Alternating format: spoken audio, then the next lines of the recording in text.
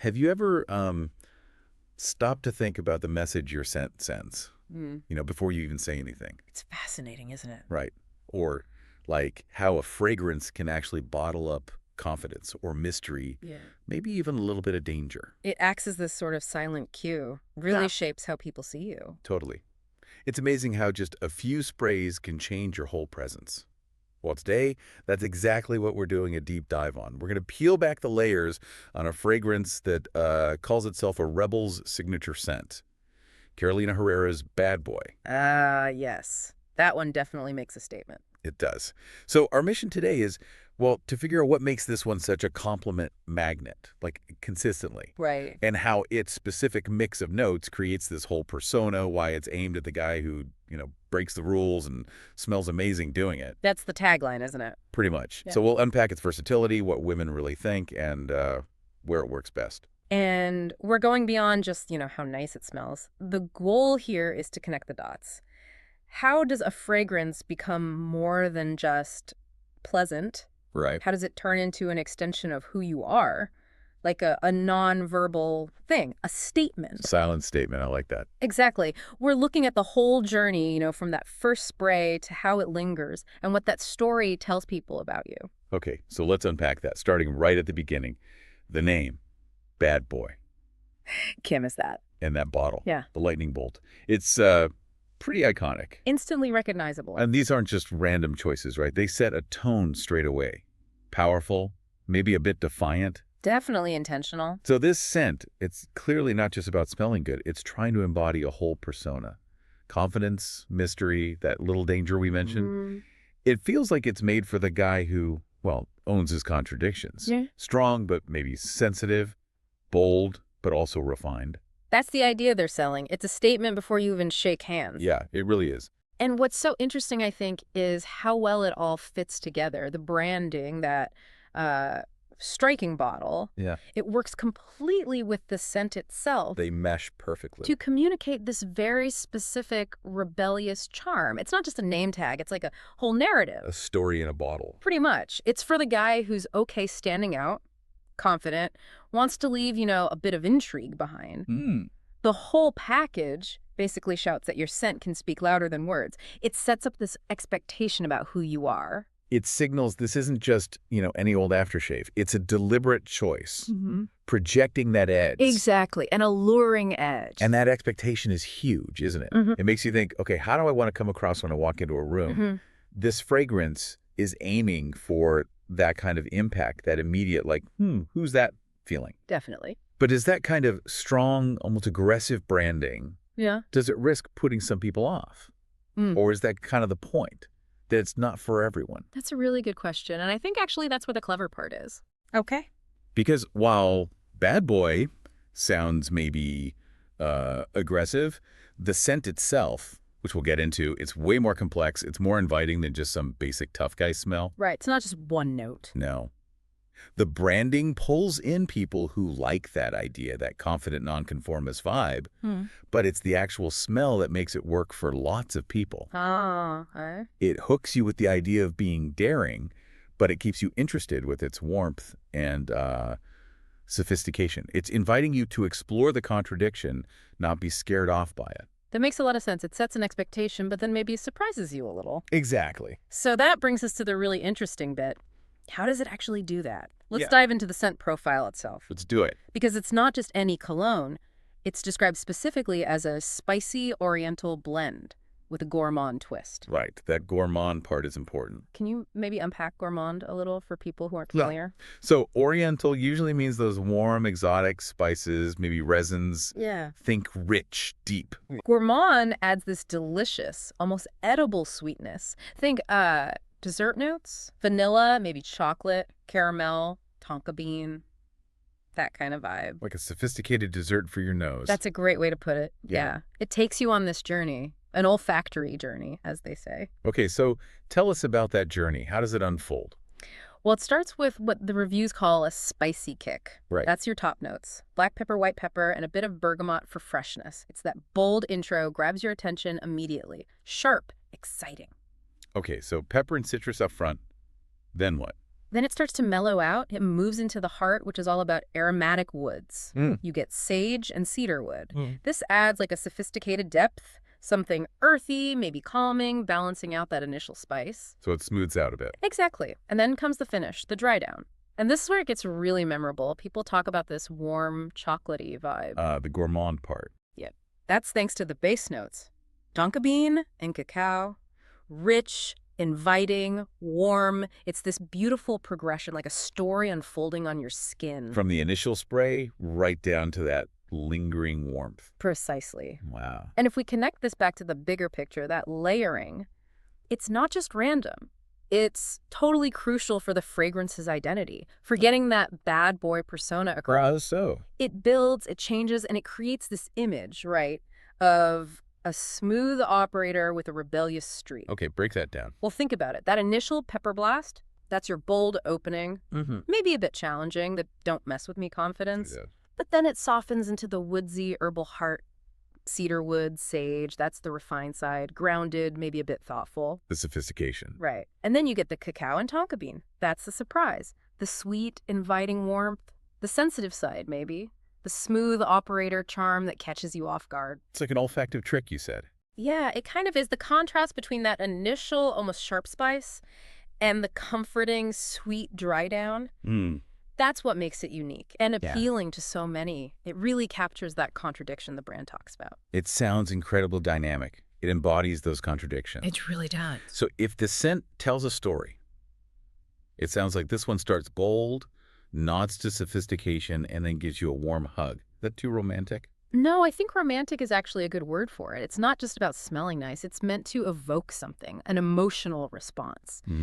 That complexity you mentioned, bold opening, sophisticated middle, warm end, that's exactly why it works so well. It plays with what you expect. Wow. You get the confidence first, which might seem a bit standoffish, but then it softens, it draws you in with that warmth, that journey, that change is what makes it interesting, memorable, like a good story, or, well, a captivating person. I see what you mean. It unfolds. Okay, so we've really broken down this intricate scent.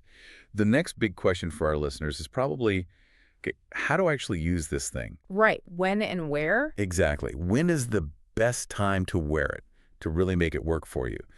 Now, it sounds pretty versatile, but the sources definitely highlight its strengths. It apparently really thrives in cooler weather and evening settings.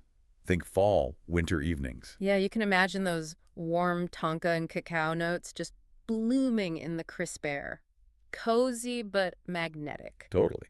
And beyond seasons, it's pitched as perfect for romantic encounters or turning heads at events. Makes sense. So date nights, parties, situations where you want to leave that lasting, intriguing impression.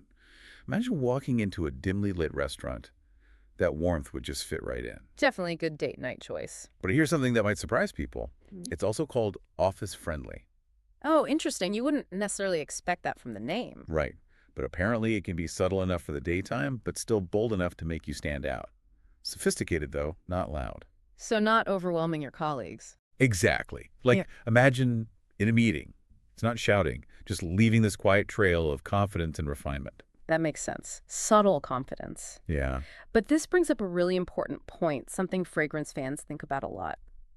Why does the season and the setting matter so much for a scent like this? Good question. Why isn't it just an all-rounder? Well, with this specific blend, those richer, warmer notes, the tonka, the cacao, they're just not built for super hot weather. In high heat, they can get a bit heavy, maybe even cloying, overpowering. So understanding that helps you use it better. Exactly. You're using its power effectively, making sure it's noticeable but not overwhelming. Choosing the right moment ensures your scent bubble is alluring, not suffocating. Okay, so maybe apply it lightly then.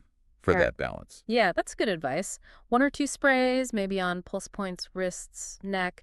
Your body heat will project it nicely without it being too much. Great practical tip. It's about thoughtful application. And speaking of impact, we mentioned its reputation, the compliment magnet thing. Yeah, that comes up a lot with this one. What is it about this scent that gets such strong reactions? Especially, it seems, from women. It's not just random comments. The feedback is really consistent. People definitely notice it. For example, one reviewer described it perfectly, I thought. Smelling like a man who's dangerous, but in a good way. Huh. That sums up the whole vibe, doesn't it? It really does. And another person said, it's spicy and warm, but not overpowering. I love it on my boyfriend. That balance again. Bold, but not too much. Exactly. Yeah. And consistently, you hear from female colleagues and partners that they really love that sweet yet masculine dry down. It just seems to have this broad, powerful appeal. It hits a specific spot. Yeah. And that feedback, it really points to that potent mix, a sexy, sweet, and confident vibe, that dangerous but good comment. It highlights that edge, that mystery. A guy with depth, maybe a hint of the unknown, which, let's be honest, can be very attractive. Sure. But, and this is key, that edge is softened by the warmth and sweetness underneath. So it's not intimidating. Right. It's noticeable, but not overwhelming. That's why it works so well, especially in closer settings. It doesn't blast people away. It kind of gently invites them closer. It beckons rather than shouts. Exactly. Creates allure, comfort, not aggression. That sophisticated balance, that play between the contrasts, that's the secret to its mass appeal. Why it gets such good reactions? It's like charisma in a scent. Mm-hmm. Confident, but still approachable. Confident but approachable. Got I it. like that. That nails it. That's the sweet spot it hits. Okay, so for those who like the hard data, let's look at the numbers. How does it actually perform? The metrics. Yeah. Our sources give it a really strong rating, 9/10, which is pretty impressive. That's very solid. And when you break down why, looking at the performance details, you get it. Okay, let's hear them. Right, so longevity and projection. You're looking at about 6 to 8 hours of wear Decent. with moderate projection. Now, projection, that's your scent bubble, right? How far it reaches. So 6 to 8 hours, moderate bubble. It'll last through work or an evening out, but it's not going to fill the whole room. Not too loud, not too quiet. Exactly. And it's sillage. That's the trail it leaves when you move. The scent wake. Yeah. That's described as noticeable, but again, not overwhelming. Perfect for intimate settings, which fits everything we've been saying. Draws people in. Right.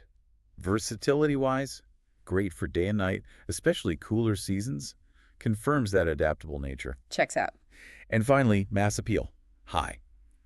Universally loved, especially by women. Ties right back to the compliment factor. It all lines up. Yeah. That's a really good summary. And yeah, while it's maybe not ideal for hot summer days, like we said, Right. these numbers show that in the right situation, it really is magnetic. That's 68 hours longevity. That's solid. Average to above average for a designer sense. Better than some lighter ones. Maybe not as intense as others. Exactly. Some freshies might fade in 3-4 hours. Some heavy hitters might last 12 but jerk people out. Bad Boy finds that nice balance, reliable performance without being annoying. Yeah. These metrics show why it's a solid bet if you want something impactful that actually performs well.